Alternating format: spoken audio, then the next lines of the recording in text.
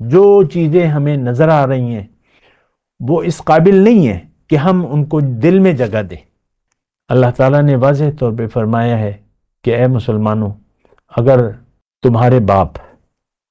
اور تمہارے بیٹے، تمہارے بھائی، تمہارے زوج، بیوی کے لیے شوہر، شوہر کے لیے بیوی، تمہارے رشتہ دار، عزیز و اقارب، اور جو مال تم نے جمع کیا ہوا ہے،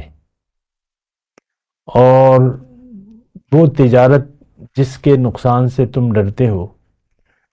اور جن گھروں میں رہنا تمہیں پسند ہے، یہ ساری چیزیں اگر تمہیں زیادہ محبوب ہیں اللہ سے اور اس کے رسول سے اور اس کی راہ میں محنت سے، تو تم عذاب کے قابل ہو، تم عذاب کا انتظار کرو۔ آج ہم اللہ کے عذاب میں گرفتار ہیں، اللہ کی شدید ناراضگی ہے، ہمارے دل اللہ کی یاد سے غافل ہیں اور دنیا کی یاد سے آباد ہیں۔ دیکھیں، آپ خود بھی اندازہ لگائیں، میں آہستگی سے آپ سے بات کر رہا ہوں،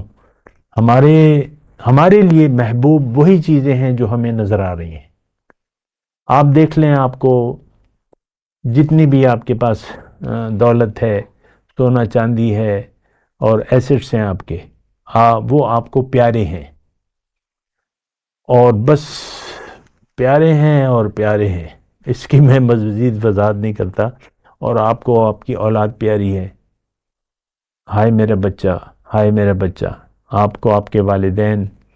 اور آپ کو بیوی، شوہر، عزیز و اقارب، یہ چاچا ہے، یہ ماموں ہے، یہ ہے، یہ وہ ہے۔ تو یہ ساری چیزیں دیکھیں، ہمیں اگر محبت نہیں ہے تو اللہ سے اور اس کے رسول سے اور اس کی راہ میں محنت سے